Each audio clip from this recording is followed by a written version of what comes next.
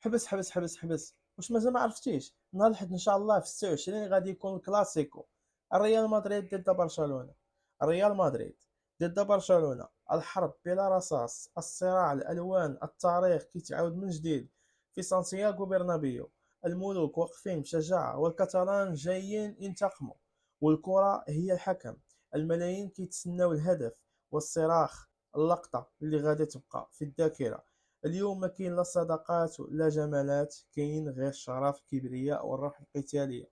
الكلاسيكو كيحبس عليه أنفاس، وكيخلي العالم كامل يشوف سحر الكرة الحقيقية.